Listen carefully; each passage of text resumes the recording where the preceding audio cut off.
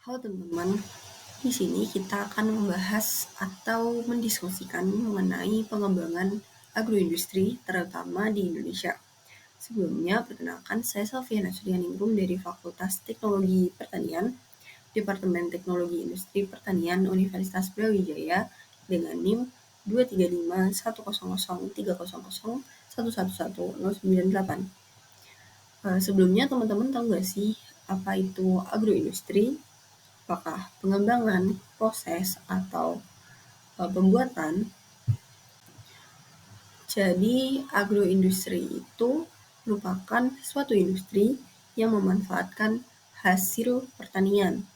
Jadi, yang diambil adalah hasil pertaniannya, kemudian diproses untuk mendapatkan suatu output, mencakup hasil pertanian, peternakan, dan perikanan, sehingga didapatkan produk yang memiliki nilai tambah dengan mutu yang baik. Kemudian, apa sih pentingnya agroindustri di Indonesia itu? Di Indonesia terdapat sektor pertanian yang memiliki cakupan yang sangat luas, sehingga perlu adanya pemanfaatan dalam sektor tersebut.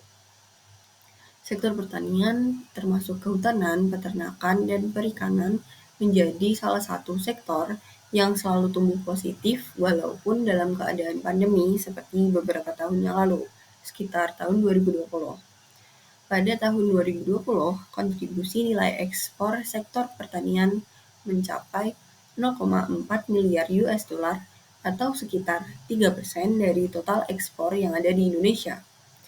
Pada bulan Mei tahun 2023, ekspor Indonesia mencapai 21,72 miliar US dollar. Dengan demikian, adanya kegiatan ekspor impor yang menguat, neraca perdagangan di Indonesia pada bulan Mei 2023 mencatatkan surplus sebesar 0,44 miliar US dollar atau secara total mencapai 16,5 miliar US dollar dalam 5 bulan pertama tahun ini. Neraca perdagangan Indonesia telah mencatatkan surplus selama 37 bulan berturut-turut. Kemudian untuk pengembangan agroindustri, gimana sih cara mengembangin agroindustri di Indonesia? Terdapat banyak cara dalam pengembangannya. Beberapa di antaranya yang saya sebutkan dalam poin-poin tersebut. Yang poin yang pertama adalah pengembangan produk dan inovasi teknologi. Pengembangan produk dan inovasi teknologi ini mencakup teknologi pada pengolahan, teknologi pada pengiriman, serta efektivitas dari produksi sehingga didapatkan hasil atau proses yang lebih efisien. Poin yang kedua adalah peningkatan perekonomian, ekspor dan impor.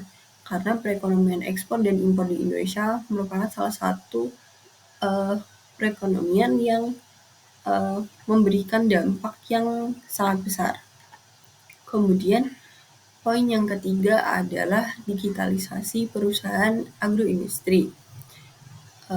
Dalam digitalisasi perusahaan agroindustri ini merupakan suatu solusi bagi perusahaan untuk menciptakan efisiensi proses industri dan peningkatan produktivitasnya.